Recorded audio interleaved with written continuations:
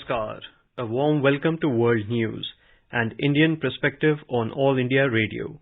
This is Navneet Singh, and with me is Reshma Tiwari, bringing glimpses of the major developments of the day from across the globe. Over the next half an hour, we shall bring you the latest from the world of politics, economy, sports, entertainment, and more.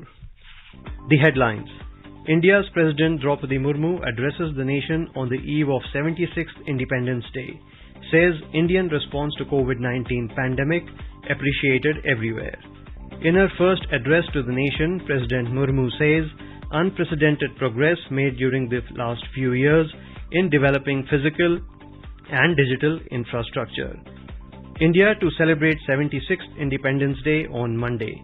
Prime Minister Narendra Modi to hoist the national flag and address the nation from the ramparts of Redford in New Delhi. Partition Horrors Remembrance Day observed on Sunday.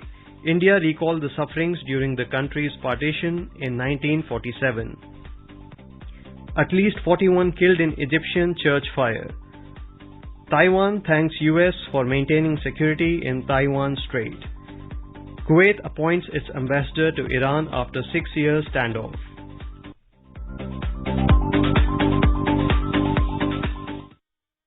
President of India, Ms. Draupadi Murmu, has called upon the citizens of the country to gain knowledge about their fundamental duties and follow them in letter and spirit. She said this will take the country to new heights. In her address to the nation on the eve of the 76th Independence Day, the President said that the keyword for India today is compassion for the downtrodden, the needy, and for those on the margins. The key word for India today is compassion for the downtrodden, for the needy, and for those on the margins. Some of our national values have been incorporated in our Constitution as the fundamental duties of the citizens. I appeal to every citizen to know about their fundamental duties and follow them in letter and spirit so that our nation reaches new heights. The President Murmu noted that the world has seen a new India rising in recent years, more so after the outbreak of COVID-19. She said India's response to the pandemic has been appreciated everywhere, and India's achievement in combating the pandemic has been better than those of many developed countries. She said India launched the biggest vaccination drive in human history. We launched the biggest vaccination drive in human history, with vaccines manufactured in the country itself. Last month, we crossed the 200 crore mark in cumulative vaccine coverage. In combating the pandemic, our achievements have been better than those of many developed countries. For this feat, we are grateful to our scientists, doctors, nurses, paramedics, and the staff associated with vaccination. In her first address to the nation after becoming the president, Ms. Murmu said that India is among the fastest growing major economies in the world. India is among the fastest growing major economies in the world. India's startup ecosystem ranks high in the world. The success of startups in our country, especially the growing number of unicorns, is a shining example of our industrial progress. The governments and policymakers deserve credit for beating the global trend and helping the economy flourish. President Draupadi Murmu mentioned that during the last few years, unprecedented progress has been made in the development of physical and digital infrastructure. She said that all the modes of connectivity are being integrated through the Pradhan Mantri Gati Shakti Yojana to enable seamless transportation across the country. The President said a series of economic reforms and policy initiatives have been paving the way for a long-term growth of the country. She said Digital India is creating the bedrock of a knowledge economy. On the national education policy, the President said it is aimed at preparing the future generation for the next stage of industrial revolution while also reconnecting it with India's heritage. Ms. Murmu said, stress on good governance is at the core of the transformation. At the core of the transformation we have been witnessing in healthcare, education, economy, as well as a number of related areas is the stress on good governance, when work is done with the spirit of nation first, it is bound to reflect in every decision and every sector. This is also reflected in India's standing in the world. President Murmu said India's newfound confidence stems from the spirit of its youth, its farmers and above all its women. She emphasized that the country's daughters are the biggest hope for the nation and some of them brought laurels for the country at the recently held Commonwealth Games. At the grassroots level, we have more than 14 lakh elected women representatives in Panchayati Raj institutions. Our daughters are the biggest hope for the nation. Some of them brought laurels for the country at the recent held Commonwealth Games. Of course, India's sportspersons have been making the country proud by their performance in international competitions. A large number of our winners come from underprivileged segments of society. From becoming fighter pilots to space scientists, our daughters are scaling great heights. In her address, the President mentioned that when the environment is facing new challenges, we must remain determined to preserve all that makes India beautiful. She said conserving water, soil and biodiversity is duty towards our children. She noted that with traditional lifestyles, Indians can show the way to the rest of the world. She said yoga and Ayurveda are India's invaluable gifts to the world and their popularity is on the rise all over the globe. President Draupadi Murmu said, in March last year, the country began the Azadi Ka Amrit Mahotsav with the reenactment of the Dandi March. She said the celebrations began with a tribute to the watershed event which had put India's struggle on the world map. She added that this festival is dedicated to the people of India and based on the success achieved by the people. Based on the success achieved by the people, the resolve to build Atmanirbhar Bharat is also a part of this Mahotsav.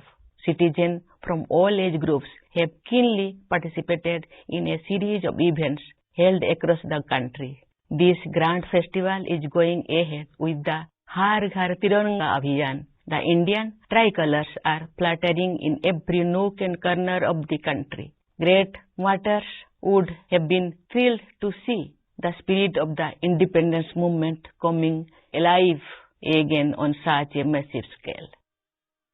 The President said that lessons learned during the period of 75 years of independence will prove useful as we move towards the next milestone in the journey of the nation, the Amrit Kal, the 25 years to celebration of centenary of the country's independence. She said by the year 2047, India will have fully realized the dreams of our freedom fighters. India will celebrate its 76th Independence Day on Monday. The nation is also celebrating Azadi Ka Amrit Mahotsav, marking 75 years of independence. Prime Minister Narendra Modi had launched Azadi Ka Amrit Mahotsav from Sabarmati Ashram in Gujarat in March last year. The celebrations will continue till the 15th of August 2023. The Prime Minister will lead the nation in celebrating the Independence Day from the ramparts of the Redford in New Delhi. He will hoist the national flag and deliver the customary address to the nation. After being unfurled, the tricolour will receive a Rashtra salute. The Air Force Band, consisting of 20 men, will play the national anthem during unfurling of the national flag and presenting of the Rashtra salute. The unfurling of the national flag will be synchronized with the 21-gun salute fired by the valiant gunners of the elite 8711 Field Battery ceremonial. As soon as the national flag is unfurled by the Prime Minister, flower petals will be showered at the venue in Amrit formation by two Mi-17 1V helicopters. For the first time, a homegrown howitzer gun, advanced towed artillery gun system developed under the Make in India initiative will fire during the ceremonial 21-gun salute. The gun is completely indigenous and developed by DRDO. The gun will stand as a testament to India's growing capacity of developing arms and ammunition indigenously. Thereafter, Prime Minister Modi will address the nation.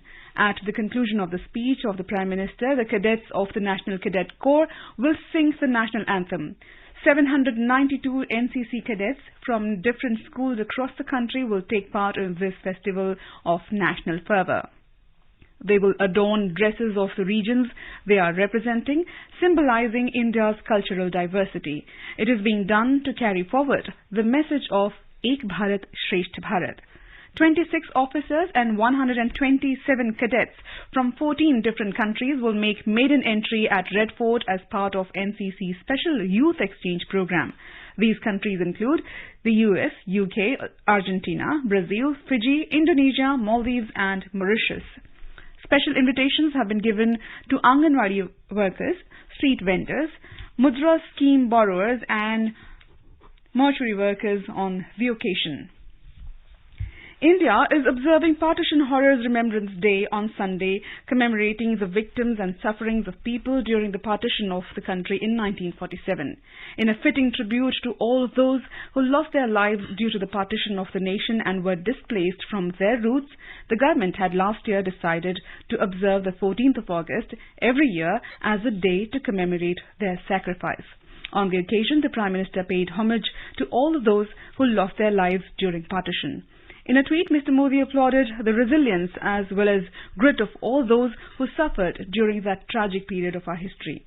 Home Minister Amit Shah, in a series of tweets, said that partition of the country in 1947 is that inhuman chapter of Indian history which can never be forgotten.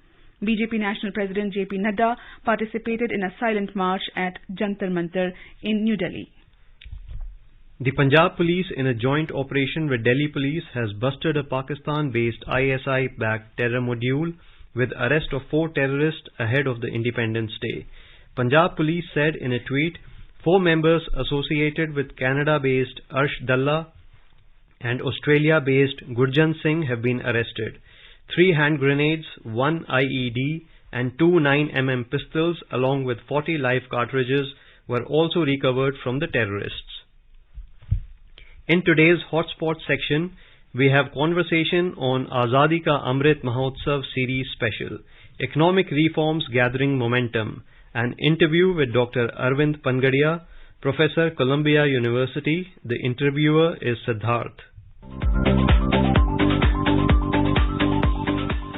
Welcome to this conversation with Dr. Arvind Panagaria. He is Professor of Economics and the Jagdish Bhagwati Professor of Indian Political Economy at the Columbia University. More recently, he was the Vice Chairman of Niti Aayog, and before Niti Aayog, Dr. Panagaria was the Chief Economist at the Asian Development Bank. Sir, you have been associated with several of the reforms since 2014 in your earlier role as the Vice Chairman of Niti Aayog, and some of the building blocks were put in place, such as the JAM, which is the Jan Dhan, Aadhaar and Mobile Network, the Insolvency and Bankruptcy Code, GST, the subsidy reform and also the privatization process. How do you view these reforms? So, this is a good list you have given, Siddharth. Let's start with the JAM Trinity. Actually, Aadhaar came first, and that was very important because everybody had to be given an identity. And moreover, this was a biometric identity, therefore it couldn't be forced. Then created these bank accounts, which are known as the Jan Dhan accounts. The objective here was to give a bank account to at least every single household. Mobile, of course, was an ongoing thing. Mobile spread had started and considerably kind of kicked off by the reforms that Prime Minister Atal Bihari Vajpayee had done. And during the UPA rule, they expanded at a breakneck speed. So by the time Modi administration came, we had lots of mobiles. So Aadhaar multiplied very rapidly. Likewise, Jan Dhan accounts, there was 1 week during which so many millions of accounts were created that the Guinness Book of Records actually carries that fact. Then there were 2 very big reforms that were done, the Insolvency and Bankruptcy Code and the GST reform. Sir, one of the aspects that you worked on was, closure of sick public sector companies and the privatization process. In fact, it was the recommendation by Niti Aayog which led to the privatization of Air India. How do you see the pace of the entire process exercise so far? So there's an interesting piece of, I could say, history here. That what had happened was that how we started this process. So apparently there were 2 enterprises for which a proposal was floated to rehabilitate them, what we call the renew them or restructure them. And this of course involved a substantial expenditure. So the file had come to Niti Aayog for commenting as well. We recommended 1 to be closed down and 1 to be, I think, allowed to be restructured. And then I think, once this was done, the following week, the Additional Secretary himself came and said, why don't we ask the PMO to consider more generally the closure of SIC units as well as privatization of some of these enterprises? I said, yeah, of course, I'm very happy. I'll support it. Right. I didn't expect that we'll get a green signal from the PMO. Lo and behold, actually, I think within a month we got the green signal. And then, of course, we began going at it. So that is how this process was launched. And then we, of course, set up very systematic set of committees once we got the permission, brought in some experts to do detailed study of each of these enterprises. We started classifying. There were enterprises that could be restructured. There were enterprises that were too sick to be restructured, so they ought to be closed down. By November of 2016, our first list of recommendations that had been actually approved by the cabinet. By 2017, before I left Niti Aayog, Air India had appeared on the radar screen, and we were asked actually to write the first report on the privatization of Air India, which we did at a fairly quick pace. And in the end, I'm very pleased to say that, roughly pretty much the terms on which we had suggested that Air India ought to be privatized, it was privatized. Do you think the building blocks are in place for India to take off from the current state of affairs to a bigger economy, one which is more inclusive and which is there for the next 50, 100 years? Let me first review actually what we have achieved. I think listeners should understand where we are coming from, and then we look at where we should go. So I'll give you not the full long history, but just, let's say starting with 2014-15 under Prime Minister Modi. I think first 5 years, the economy grew about 7.4% on average. So it's a decent growth rate. In the sixth year, which is the 2019-20, we did have a decline, to 4%. So that was the result of the inheritance in the financial sector. A lot of reckless lending had happened over the years. So it was inheritance for the government. And as a result, the non-performing assets in the banks really multiplied, and financial sector really became messy. And that was at the heart of this slowdown, because credit growth had taken a big beating, and then also the non-bank finance companies came to fill the gap. But then we also ended up with the crisis there, with Ireland FS going near collapse. The government had to then come and ensure that it was rescued. So that was the background. But overall, during the first 6 pre-COVID years, the economy grew about 6.8%. That's the average growth rate, with the caveat that actually first 5 years was another percentage point, 7.4%. Now, COVID hit us, and obviously in the COVID year, which is the 2020-21, growth rate did fall. It was a negative growth rate. The GDP actually fell by 6.6%. But then we have bounced back in 21-22, about I think 8.6 or 8.7%. The bouncing back is solid. Probably, the growth rate is higher than in any other country, and our growth rate is also predicted in the coming year by all the institutions, including the IMF, the World Bank, etc., to be close to about 8% at least. That's where we are. Now, I think looking to the longer run, I think a lot of our reforms we have put in place, and we mentioned these two, but I would also add very big ticket reforms. IBC, the Insolvency Bankruptcy Code, GST. The third, I would say, rationalization of the corporate profit tax.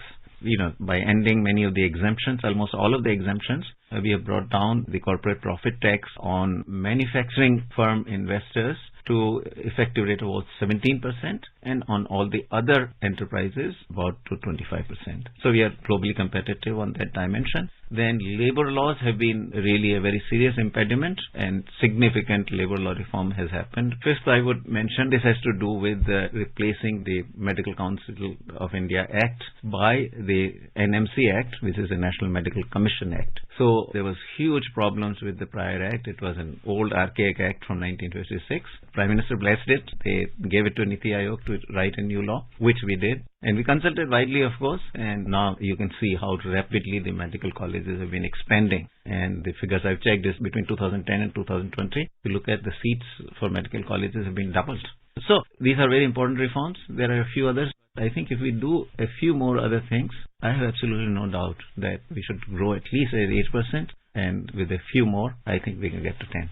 So what would be those set of the missing links, if we could call them, in terms of the future reform areas? First and foremost, somehow this idea of import substitutions has still kind of remained alive, particularly in our bureaucracy, but also I think among the political class. And so this has gotten traction, and we have gotten into import substitution strategies big time.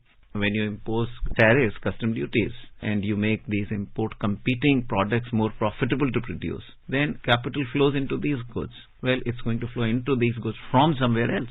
And that somewhere else is going to be the exportable goods. So supply of exportable goods will decline. Even on the demand side, what will happen, when you raise the prices of imported goods, people start consuming other things. They shift their expenditure to exportable goods. Well, those exportable goods are reduced in supply, so what is left over for exporting is less.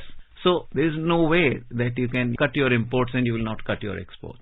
Conversely, if you think about it, when you liberalize, you're importing more, but you can't import more without exporting more, because ultimately you have to pay for your imports in terms of the foreign exchange. Where is that foreign exchange going to come from? You have to export more. And that is the whole power of liberalization, that you produce more of where you are more cost effective, and where your costs are high, naturally that you allow to be imported. After that, we need to put the financial sector on a stronger footing. I think credit growth is very important.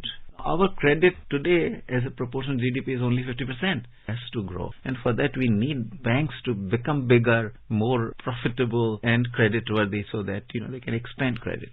And that really requires also the privatization of banks.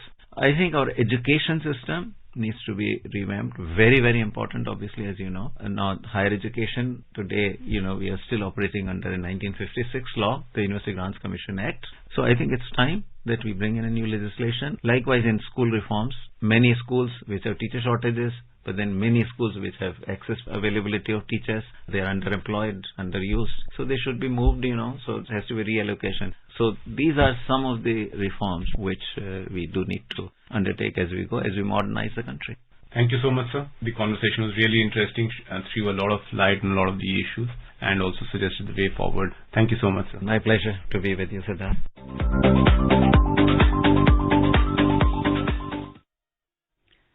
To mark 75 years of independence, 75 leading artists, including Asha Bhosle, Kumar Sanu and Hariharan, have joined hands for a patriotic song, Jaya He 2.0.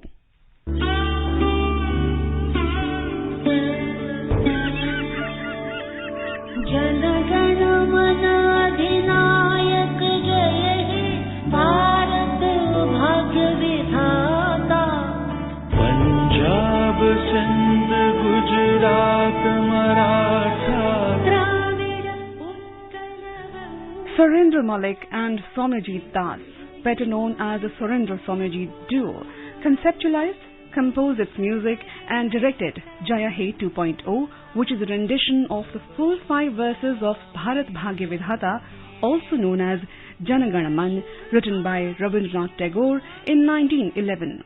The song launch of Jaya He 2.0 was graced by Harshvardhan Neotia, Ambuja Neotia, Anupam Roy, Somlata Acharya Chaudhary, Rupam Islam, Surendra Malik and Soumyajit Das.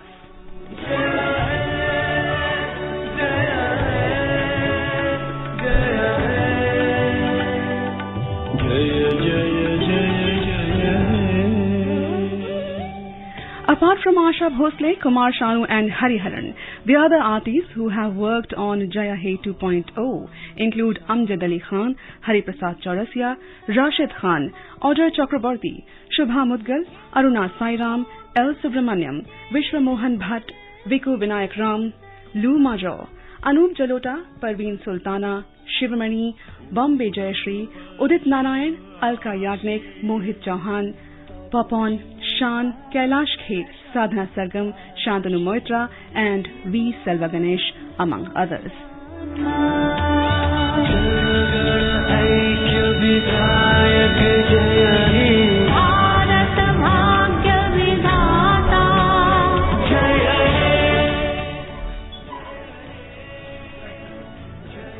This is All India Radio, giving you the world news. For quick news updates round the clock, follow us on Twitter at AIR News Alerts. In Egypt, a fire broke out on Sunday in a Coptic Christian church in Giza, killed 41 people, church officials said.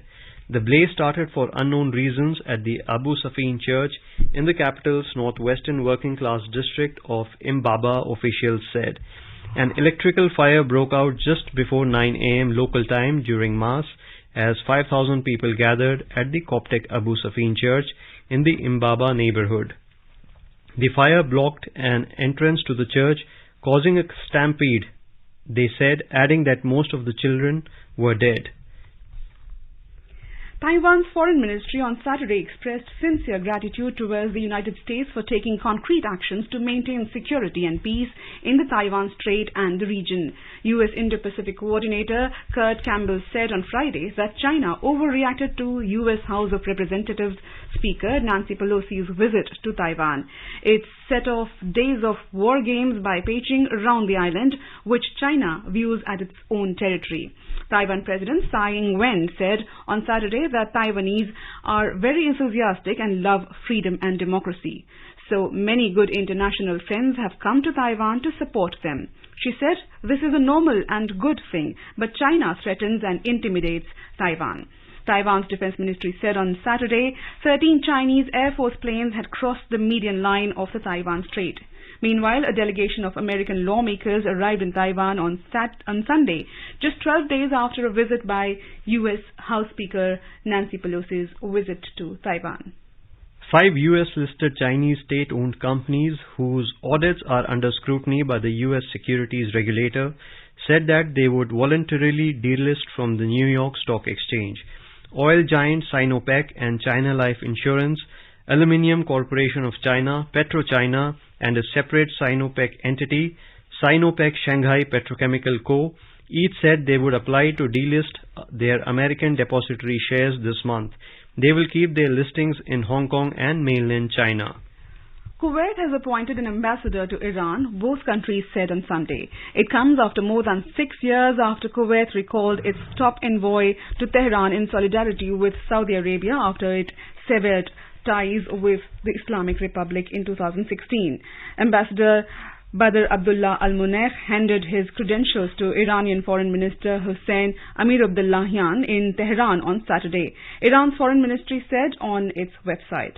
Kuwait's Foreign Ministry confirmed Munekh was appointed envoy to Iran. Iran already has an ambassador in Kuwait.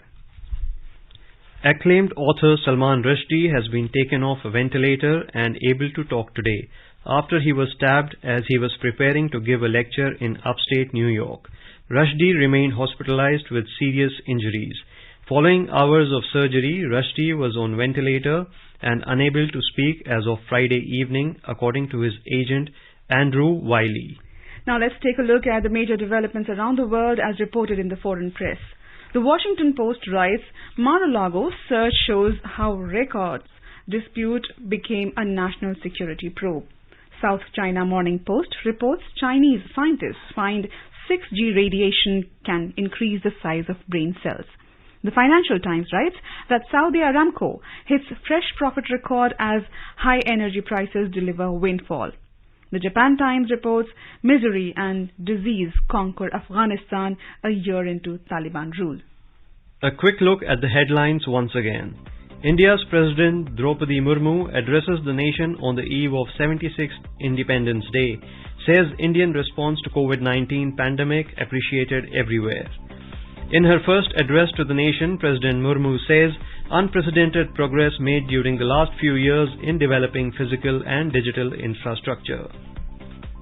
India to celebrate 76th Independence Day on Monday. Prime Minister Narendra Modi to hoist the national flag and address the nation from the ramparts of Redford in New Delhi. Partition Horrors Remembrance Day observed on Sunday. India recalled the sufferings during country's partition in 1947. At least 41 killed in Egyptian church fire. Taiwan thanks US for maintaining security in Taiwan Strait. Kuwait appoints its ambassador to Iran after 6 years standoff. And now, before we end, let us listen to Mahatma Gandhi's favorite bhajan, Vaishnavajan, by artists from Philippines.